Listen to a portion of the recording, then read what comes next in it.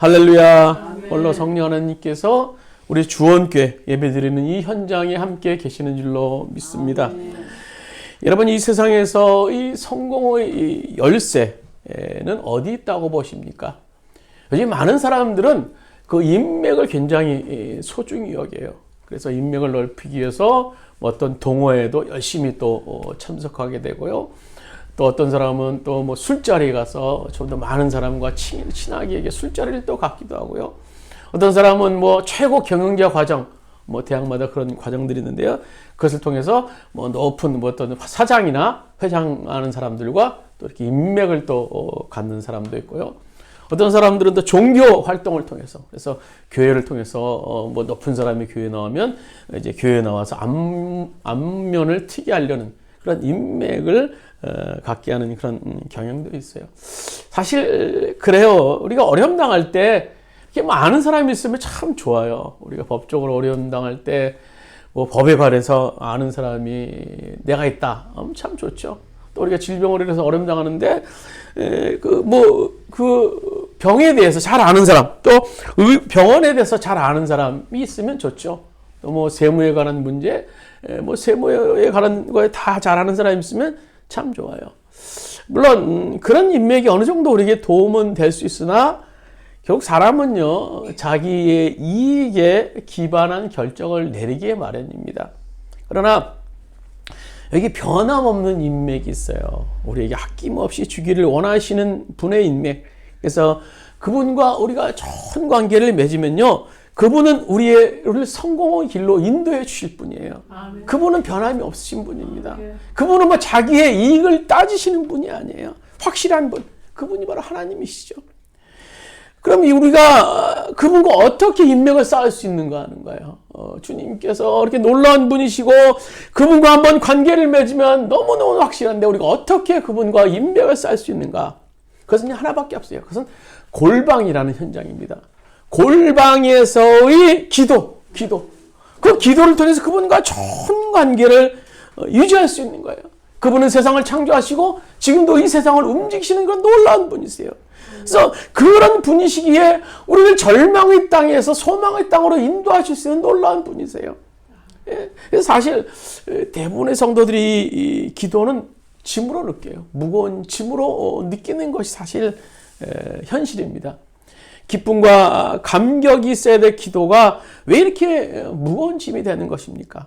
그것은요, 기도의 놀라운 차원, 그 차원을 우리가 잘 알지 못하기 때문인 거예요.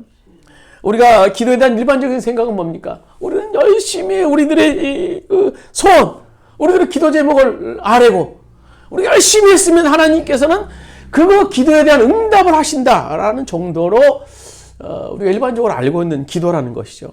그러나 하나님과 우리와의 관계에서 기도는요, 보다 더 깊고 신비로운 놀라운 것이 그 안에 담겨져 있습니다. 오늘 우리가 주보에 있는 마태복음 6장 8절에 보시면 예수님께서 이렇게 말씀하시는 것을 볼 수 있어요. 우리 주보 한번 보시면요. 그러므로 그들을 본받지 말라.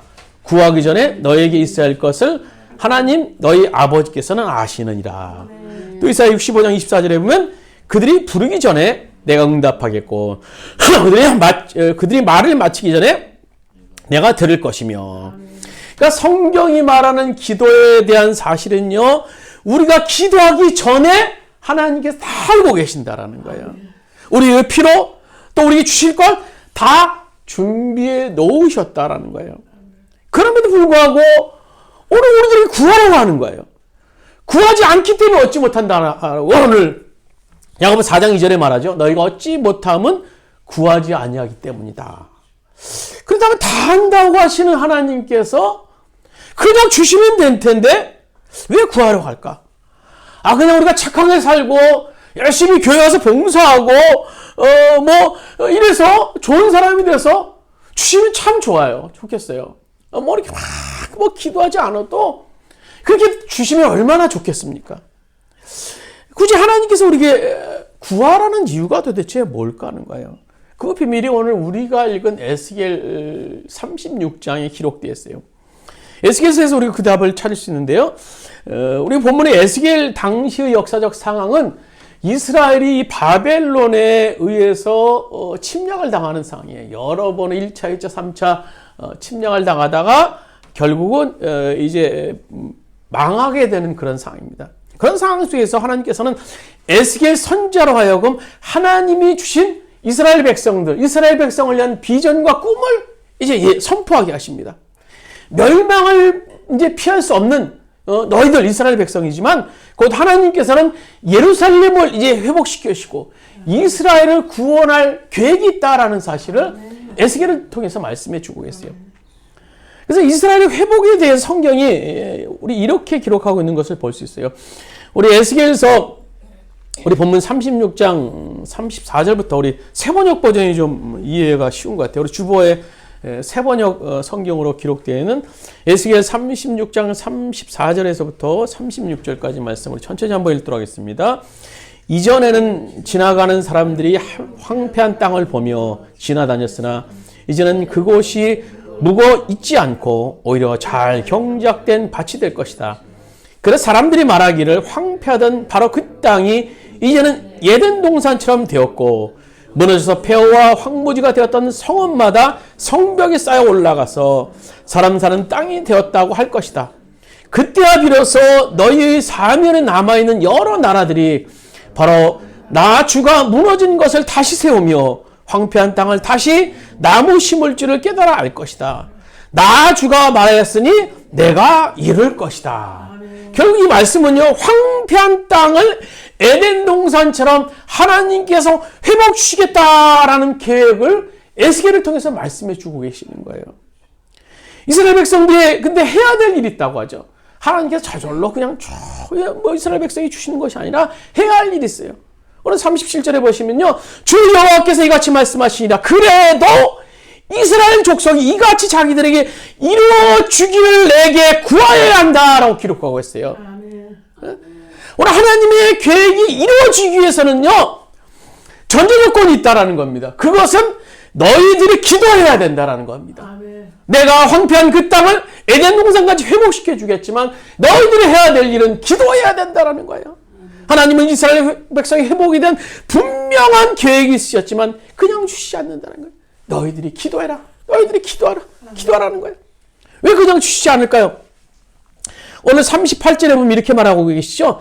제사 드릴 양떼 곧 예루살렘이 정한 절기의 양 무리 같이 황폐한 성읍을 사람의 때로 채우리라. 그리한즉 그들이 나를 여호와인 줄 알리라 하셨느니라 라고 기록하고 있어요. 내가 주 여호와인 줄 알리라. 그것이 언제 알게 된다는 거예요? 37절의 말씀대로 내게 구할 때 내게 구할 때 여호와인 줄 너희들이 알게 된다라는 거예요. 그것이 우리를 기도하게 하신 그런 이유예요. 하나님은 우리의 모든 것을 다 알고 계세요. 그러나 하나님께서 구하라고 하신 것은요, 구하는 자라고 하여금 하나님의 하나님 되심을 알게 하기 위해서인 겁니다. 보세요. 만약에 하나님이요, 어떤 일을 계획하시고 있는데 A라는 사람이 그냥 막 다 줘요. 다 준다고 생각해 보세요. 그러면요, 우리가 그 일을 잃은 분이 하나님이라는 사실을 알게 될까요? 아마 내가 잘나서 그랬다가, 아이고, 내가 똑똑해서, 내가 공부 많이 하고, 내가 계획 잘 짜고, 내가 아주 영특해서, 그 일이 이루어졌어. 또 한편으로는요, 뭐 재수가 좋아서 또 그럴 수도 있겠지. 그런 생각을 가지고 있어요. 그러나 불가능한 상황 속에서도 하나님을 막 찾고 간절히 부르짖었더니 하나님께서 그 일을 이루어주셨어요. 그렇다고 한다면 그 이루신 분이 하나님이심을 알고 그 하나님을 우리가 고백하게 될 수 있다는 겁니다. 아멘. 우리 기도를 통해서 기도 제목들이 이루어진다면요, 너무 분명하지 않겠습니까? 우리는 그 일을 이루신 분이 하나님이라는 사실을 분명히 알게 될 것이고 우리는 고백하게 될 거예요.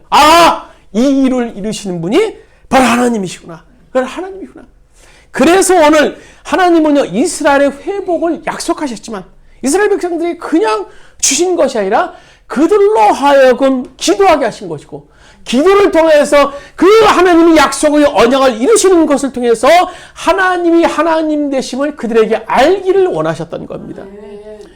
오늘날 실제로 보면 많은 크리스찬들이 이제 하나님으로부터 그렇게 많은 은혜와 사랑을 받고 있음에도 불구하고 그것을 느끼지 못해요. 그러다 보니까 이 불평 속에서 살 때가 참 많아요. 그게 뭐 때문입니까? 기도를 통한 하나님의 그 공급하심을 깨닫지 못하기 때문이에요. 결국 기도하지 않으면요, 그럴 수밖에 없습니다. 기도하지 않으면요, 기도의 응답의 비밀을 깨달을 수가 없게 되는 겁니다. 내 삶 속에서 임한 그 분명한 하나님의 손길이 있는데도 우리는 그것을 깨달지 못할 수 있어요. 사실 기도에 대한 그런 응답을 받으면요, 그 응답으로 인한 문제 해결보다 더 놀라운 사실이 뭡니까? 하나님을 경험하게 됐다라는 거예요. 하나님. 욥의 고백이 뭡니까? 이렇게 말하죠. 욥이 다 시련을 겪고 나는 욥이 이런 고백을 해요. 내가 전에는 내가 하나님에 대해서 귀로 듣기만 하였으나 이제는 눈으로 주를 배웠나이다 라고 기록하고 있어요. 기도를 통해서 하나님의 그 놀라운 세계를 더욱더 깨닫게 되었다라는 겁니다. 이번에 저희 교회 이제 학생 하나가 힘든 여건 속에서도 하나님께서 이제 학교를 합격시켜 주셨어요. 합격 후에 그의 고백은요, 합격된 것도 좋지만, 물론 좋지만, 더 기쁨은 하나님이 함께 하심에 대한 확신, 그 확신을 너무너무 확실하게 얻게 되었다라는 얘기를 들었습니다. 그렇습니다. 기도응답의 비밀은요, 하나님이 함께 하심에 대한 확신을 갖게 되는 거예요. 이 땅에 사는 동안에 이 확신보다 더 놀라운 힘이 어디 있겠습니까? 이 세상에 이보다 더 확실한 인맥이 과연 어디 있겠어요? 하나님의 함께 하심에 대한 확신. 그것이 기도를 통해서만 우리가 알 수 있게 되는 거예요. 그렇습니다. 오늘 많은 사람들이 기도에 실패하는 이유는요, 기도를 자신이 원하는 것을 하나님으로부터 얻는 수단 정도로만 생각하기 때문이에요. 그러나 우리가 분명히 알아야 할 것은 하나님이 우리 기도하라고 하신 목적은요, 하나님은 교제하기를 원하시기 때문이에요. 교제하기를 원하시기 때문에. 그것이 기도의 핵심이 돼야 돼요. 그리고 기도의 응답은요, 그 과정 중에 하나일 수 있는 겁니다. 오늘 마태복음 7장 7절에 보시면 우리 주변에 있는 말씀을 이렇게 기록하고 있어요. 구하라. 그러면 너에게 주실 것이요. 찾으라. 그러면 찾아야 낼 것이요. 문을 두드리라. 그러면 너에게 열릴 것이다. 만약 이 말씀대로 우리의 기도하는 모든 것들이 다 이루어진다면 참 신날 거예요. 기도하지 않을 사람 없을까요? 아무리 피곤해도 막 힘들고 저도 막 기도하라고 막 자리 찾아가서 막 기도해요. 기도하면 반드시 막 이루어질 것이기 때문이에요. 그러나 오늘 우리의 현실은요, 기도에도 우리의 기도대로 응답이 안 되는 경우가 참 많이 있다라는 거예요. 그렇기 때문에 우리가 기도의 동력을 상실하기 쉬워요. 그러면 이 말씀이 틀린 말일까요? 구하는 대로 주신다. 뭐 두드리는 대로 주신다. 열리게 하신다. 라는 말이 틀린 말일까요? 기도하는 대로 이루어지지 않는 것은요, 하나님의 약속의 문제가 아니라 우리의 기도에 대한 방향이 잘못되었기 때문일 수 있어요. 오늘 요한복음 14장 12절에 보면 분명히 이제 예수님께서 이렇게 말씀해 주고 계세요. 내가 진정으로 너에게 말한다. 나를 믿는 사람은 내가 하는 일을 그도 할 것이요. 그보다 더 큰 일을 할 것이다. 하나님보다 더 큰 일을 한다고 해요. 예수 믿으면 하나님보다 더 큰 일을 할 수 있어요. 정말 놀라운 약속이 아닐 수 없는 겁니다. 그런데 요한복음 또 14장 그 다음 절에 보시면 이렇게 말씀해 주고 있어요. 너희가 내 이름으로 무엇을 구하든지 내가 행하리니 이는 아버지로 하여금 아들로 말미암아 영광을 받으시게 하려 함이라. 그런 놀라운 일은 기도를 통해서 할 수 있다는 겁니다. 예수님께서 우리가 기도하면요, 직접 그것을 이루어 주시겠다라고 하세요. 그러다가 기도를 통해서 우리가 뭐 예수님은 마음대로 막 할 수 있다, 움직일 수 있다, 그런 말은 아닌 거죠. 보세요. 예수님은 분명히 우리 안에 성전으로 오셨어요. 그 말은 뭡니까? 예수님이 우리의 주인이시라는 얘기예요. 예수님이 우리의 주인이시면요, 어떤 한 부분에서만 주인이셔서는 안 되는 거예요. 우리의 전 영역에서 예수님은요, 주인이세요. 주님이셔야 되는 겁니다. 그렇다면요, 기도에 있어서도 마찬가지 아니겠어요? 우리의 기도도 예수님이 주인이셔야 되는 거예요. 우리 안에 주인으로 오신 주님께서 우리가 어떤 기도의 제목을 가지고 기도하기를 원하실까요? 그것은요, 하나님께서 하시려는 일과 그 일이 이루어지도록 우리들의 기도를 자꾸 조종해 가고 만들어 가신다라는 겁니다. 다시 말씀드려서 오늘 무엇이든지 구하라. 오늘 마태복음 말씀대로 무엇이든지 구하든지 내가 행하리라. 요한복음 14장 13절 말씀대로 이거 약속의 말씀은요. 예수님께서 우리의 기도에 뭡니까? 주도권을 가지고 계신다라는 것을 의미하는 거예요. 우리 안에 계신 예수님께서 우리의 기도를 인도하시는 그런 상태를 의미하는 겁니다.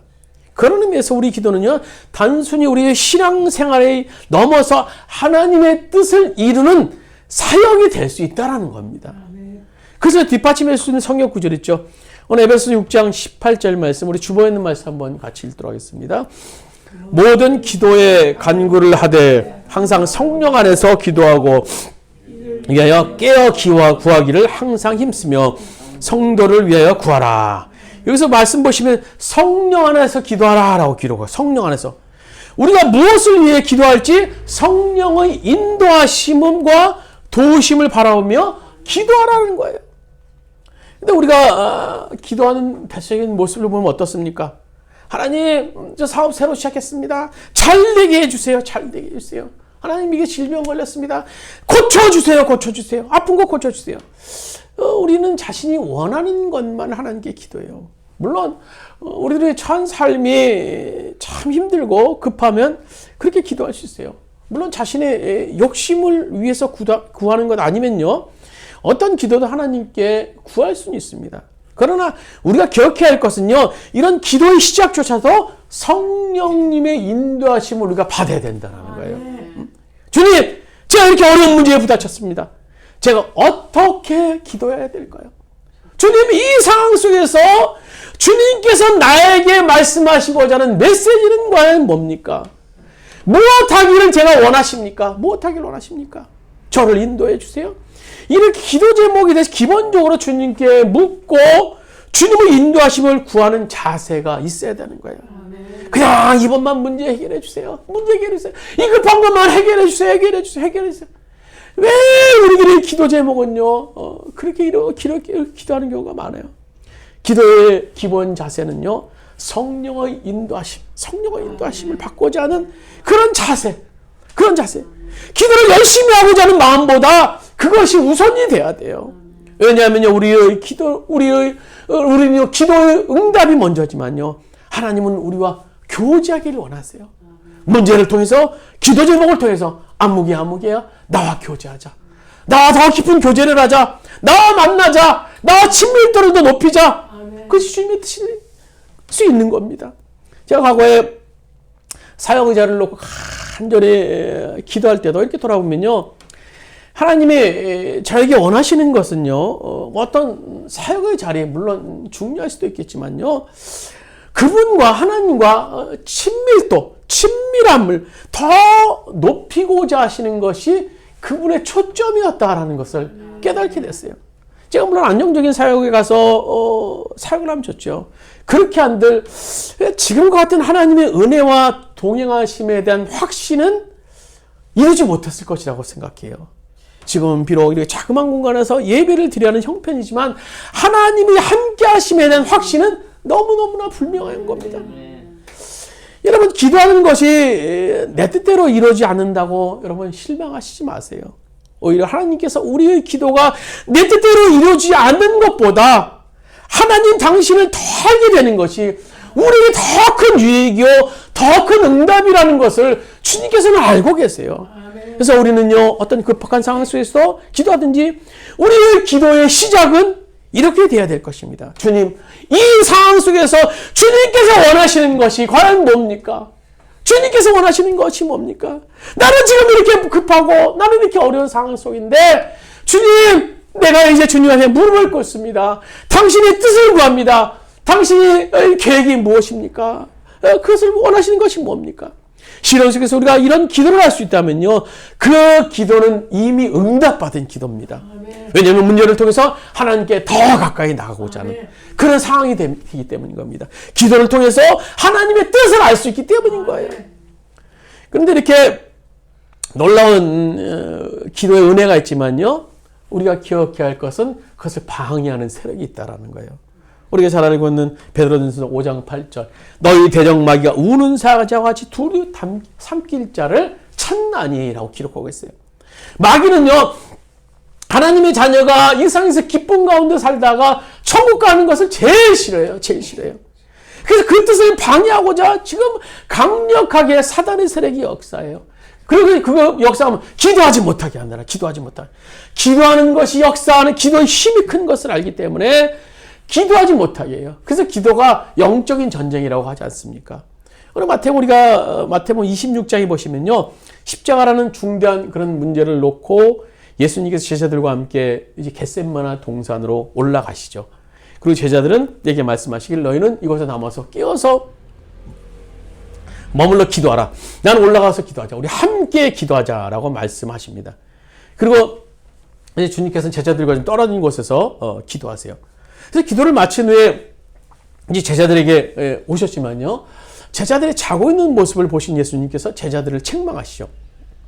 마태복음 26장 40절에 보시면 이렇게 말해요.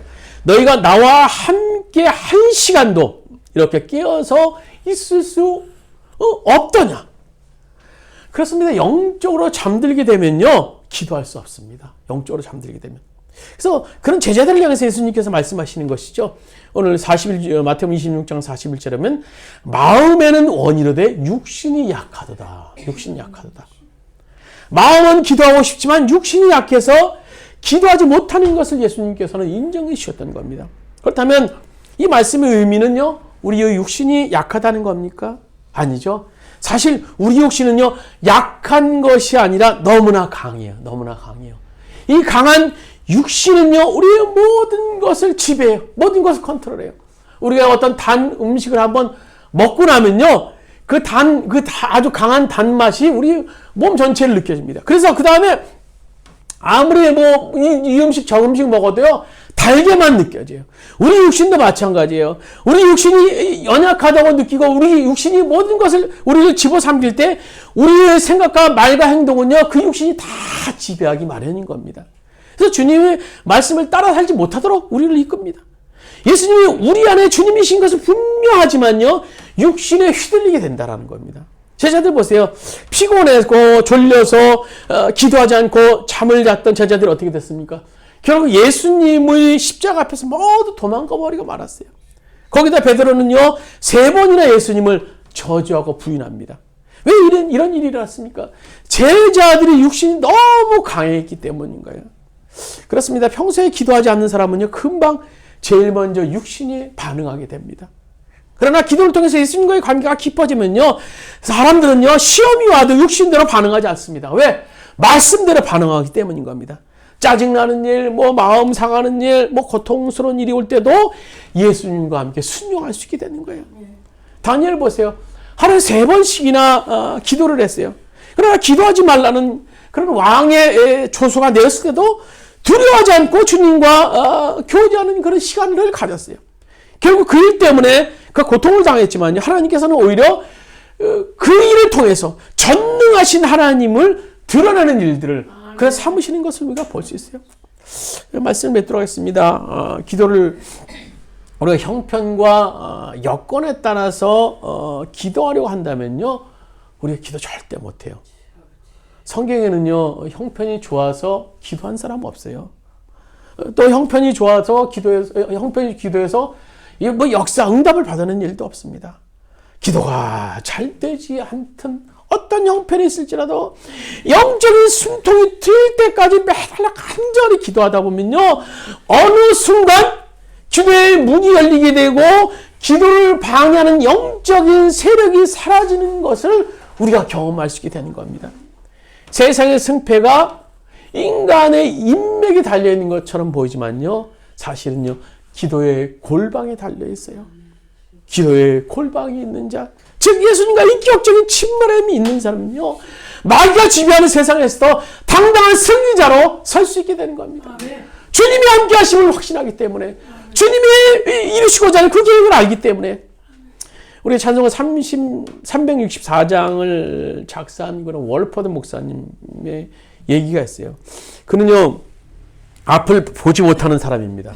그래서 앞이 보이지 않는 그런 상황 속에서 삶이 참 힘들었을 거예요. 여러 가지 근심과 걱정이 그를 사로잡을 때마다 그는 그 기도를 통해서 주님과 만나고 그 기도의 시간이 너무너무 즐겁다라고 고백합니다.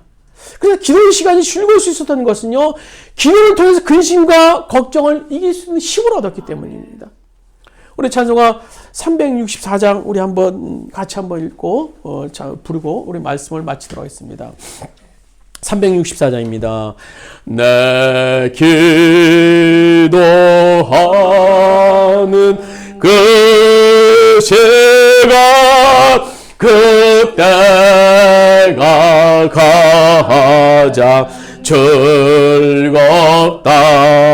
이 세상 근심 걱정에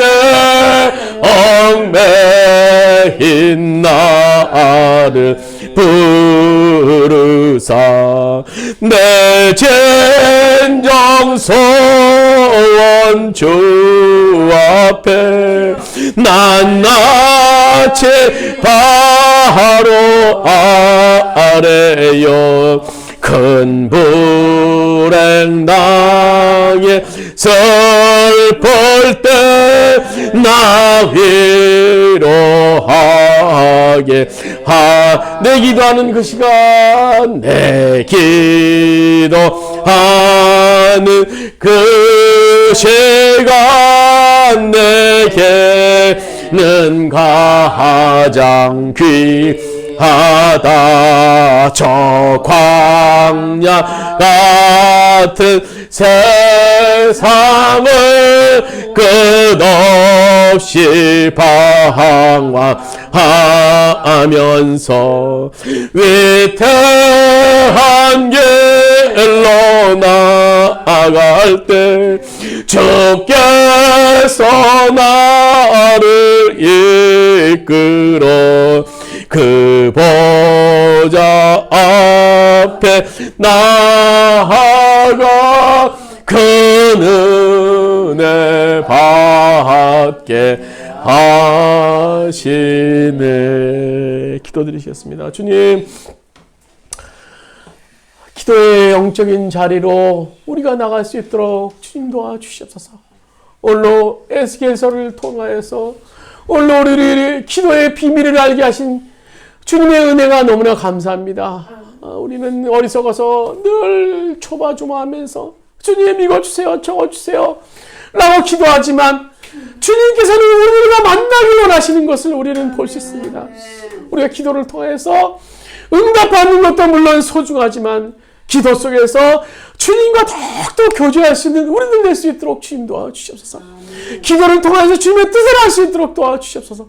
기도를 통해서 주님께서 우리에게 나타나시고자 하는 하나님 되심을 우리가 경험할 수 있도록 주님 도와주시옵소서. 그래서 오늘도 영적 전쟁이 일어나고 있는 이 세상 속에서 당당한 승리자가 설 수 있도록 주님께서 우리들 가운데 역사하시고 인도하여 주시옵소서. 이제는 우리 주 예수 그리스도의 은혜와 하나님 아버지의 무한하신 사랑하심과 보혜사 성령님이 감화 감동되시 교통하시는 총이 우리가 기도의 놀라운 응답의 비밀을 우리가 깨달았어. 이 땅에 사는 동안에 주님과 동행하며 주님으로 인해 승리하길 원하는 우리 성도들 머리 위에 그의 가정과 직장 위에 우리 땅의 모든 교회 위에 이제부터 영원까지 함께 하시기를 간절히 축원하옵나이다. 아멘.